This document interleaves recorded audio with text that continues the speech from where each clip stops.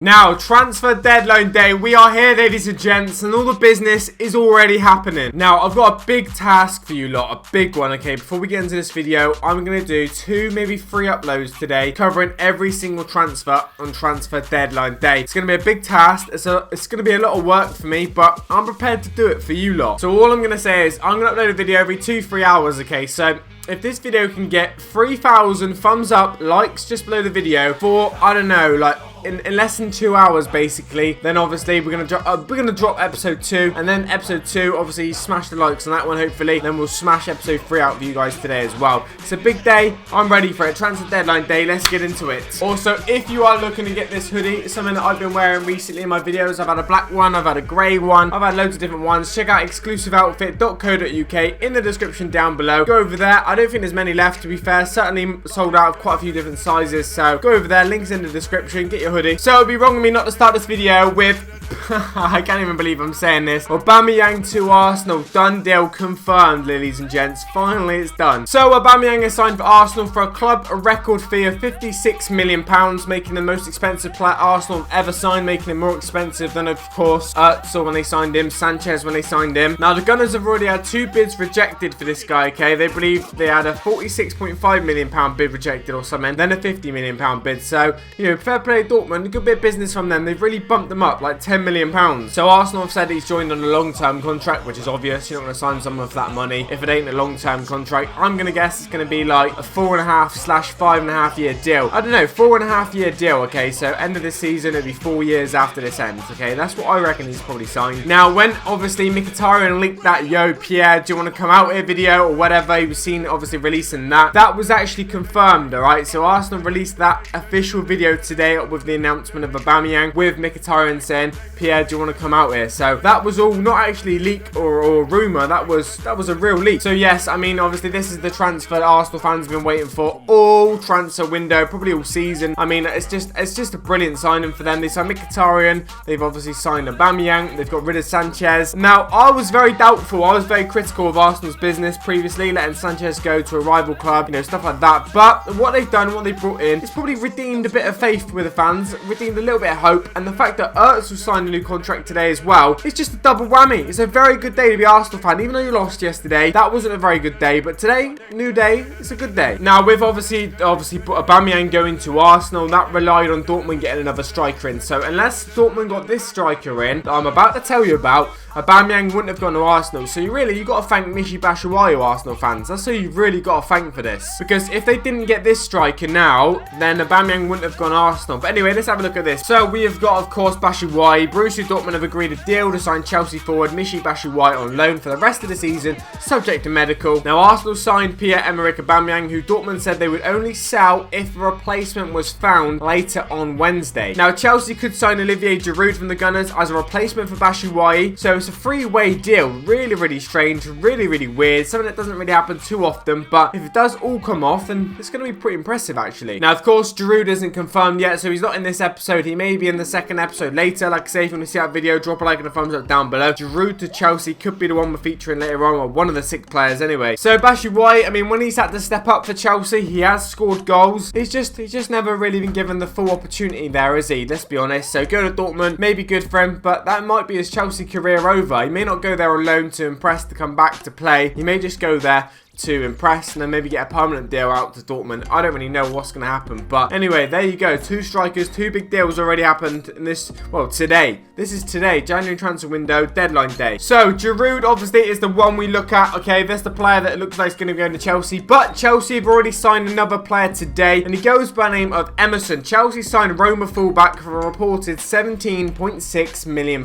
Now, they were looking to do a double deal for Dzeko and this Emerson for like £40-50 million, but Dzeko's going nowhere. Emerson is. They've actually signed the new Roma fullback, alright, for literally not big money, £17.6 million, and he signed him on a 4.5 year deal as well. So if this guy's a bargain, this guy might be a bargain. He might be brilliant, and it might be a good bit of business from Chelsea. So he's had a bit of injury problems, Emerson. Okay, he's only played like a couple of times this season because of a knee injury, but he actually said, "Today I am realising one of my dreams to pull on the shirt of such a great club. English football is something I've been watching since I was 15 years of age, and it is a really beautiful game over here." So already already so far we know that the Premier League spending is the biggest in January that Premier League have ever spent on players. Now Aubameyang, Emerson, you know, these players coming through. Who's the other one I mentioned? I've already forgot. Oh, okay, I know, Batshuayi, but that don't count because he's going away and it's a loan deal. But, I mean, we are spending, Premier League, the most money we've ever spent in the January transfer window. So, it's absolutely insane. So, I can expect today to be even more bigger, alright? Loads more players, loads more money. It's just, I'm going to feature them all later on in videos, right? But there was the third player. Chelsea, you've already signed someone. So, we have got next one, a former Chelsea player next, alright? So, he actually, obviously, isn't playing for Chelsea anymore. He's played for Barcelona. He's played for Everton. He's played for, I mean, loads of teams. It's Samuel Eto'o. He's still about in football, and he's moved to a new Turkish league team, Konyaspor. So yeah, this guy's still actually playing football. He's still in Turkey because that's where he previously was at. Former Chelsea striker Samuel Eto'o has moved to Turkish club Konyaspor and was mobbed by fans at the airport. Barcelona and Inter Milan legend, 36 years of age, has spent the past 2.5 seasons at Antalyaspor, which is another Turkish league team. So of course, Eto'o moves to a new club, okay, and apparently the new club's currently locked in a relegation battle. So obviously Eto'o's got to try and save him from that. That's the first job. But Samuel Eto'o's been at 1, 2, 3, 4, 5, 6, 7, 8, 9, 10, 11, 12. Now he's on his 13th club. So yeah, I mean, the guy's still moving about. He's still playing football. And yeah, there you go. A little bit of an interesting one. Believe it or not, apparently he was the interim player manager at Antalyaspor back in 2015. Don't know if any of you knew that. But yeah, let's move on from Eto'o. So today sees another player leave Borussia Dortmund. I don't know if it's a good day for them. They have signed Batshuayi, but they've also lost Aubameyang, and they've now lost Marc Bartra, ex-Barcelona centre-back. He's actually gone back to Spain, Real Betis. Now, Marc Bartra will finalise a switch to Spain after a 2-year spell in Germany. The Spanish centre-back was injured during the bomb attack last April, and he only gave evidence on that a couple of days ago in Germany. So yeah, very unfortunate for this guy. Didn't really work out, I guess, for him in Germany, obviously, with the bomb attack and stuff as well. He's just recently given evidence on that, I think, against the guy who did it or whatever. He got quite injured. It says that he got some shrapnel after the glass shattered in the window all up his arm or something, that broke a bone in his wrist, and he had to have surgery and stuff, so that's pretty bad. But on the football side of things, I guess it hasn't really worked out for him at Dortmund as he would like. So yeah, obviously we know about this guy's past. He's been at Barcelona. Now Real Betis isn't probably the level that Barcelona or Borussia Dortmund are, but you know, hopefully he can get back to his best in football, and yeah, hopefully we can see the best out of him, because what he went through wasn't really nice, was it? Last but not least, we've got, well, for today's episode, number 1, okay, don't forget number 2, number 3 could be coming out later. We have Musa. CSKA Moscow signed Leicester City striker on loan. So he's left Leicester. Leicester's obviously not the place for him, and he's gone back to Russia, and I think he was at CSKA Moscow before. Let's have a look. So Leicester City striker Musa has joined Russian side CSKA Moscow on loan to end of the season. The 25-year-old Nigerian international was signed by the Foxes from CSK on a 4-year deal, which was then a club record for £16 million. This is back in July 2016. However, he struggled to make an impact at Leicester, scoring 5 goals in 33 matches. Now, CSK has actually come out and said that Musa will be included in their squad for the League and Europa League knockout stages, so he can play in both still, which is decent. But yes, this is another player who come to the Premier League, and it's just not really worked out for him. It does for some, and it doesn't for some others. I mean, it's just the way the cookie crumbles sometimes. There's nothing you can really do about it. But yes, guys, they are the first 6 big players that have signed for new teams in this January transfer window deadline day today. Now, of course, another video is coming out later, number 2, probably in like 2 hours from now that you're watching this, maybe 3 hours, depending how quick I can do it. And then obviously maybe another one later on, maybe like 10 PM tonight, the third one will come out. So it's a big day for transfers. It's a big day for my channel, so let's do what we can to cover them all, basically. So I'm going to get my final thoughts and opinions now on these 6 players and how I think they're going to do at their new clubs. Going into the first player then, well, is of course Aubameyang to Arsenal. Wow, Aubameyang to Arsenal.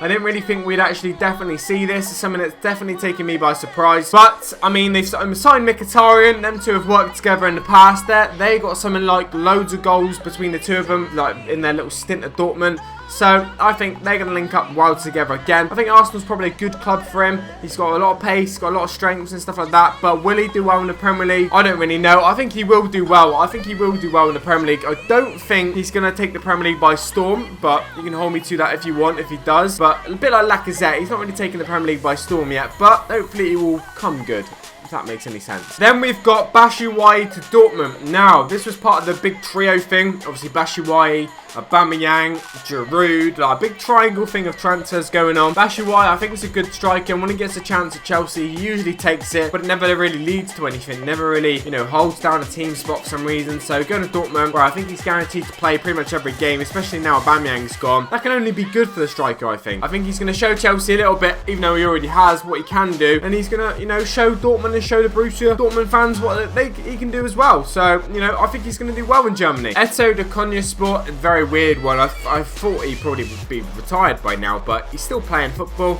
He's gone to a Turkish league team, relegation strugglers. I'm guessing they're paying him pretty well. He's never worked for free, is he? He's always been paid pretty well, but hopefully he can save the team from relegation, because that, I guess, is the main goal. Then we've got Emerson, someone who's been, you know, hit with a couple of injuries recently, but if he's good, £17 million for a left back, and like I say, if he's good, will be an absolute bargain. Could be the bargain of the January transfer window if he comes out to be very good. You know what I mean? £17 million these days is nothing. Then we got Bartra to Real Betis. Obviously, a situation happened at Dortmund. Didn't really go too well for him, I guess, football-wise, and obviously had this, you know, situation outside of football. But he's very well experienced. Been at big clubs. So Real Betis, they probably got himself a good player there. I think they paid like £10 million for him. Then we got Musa gone back to CSK. Obviously, the Premier League isn't for everyone. He knows what he can do at Moscow. He's been there before. It's a club that, you know, it's a club that obviously know a lot about him. He knows a lot about the club, so I think he can only do well. But anyway, guys, has been as always. See you later on for another video. Take it easy. Peace.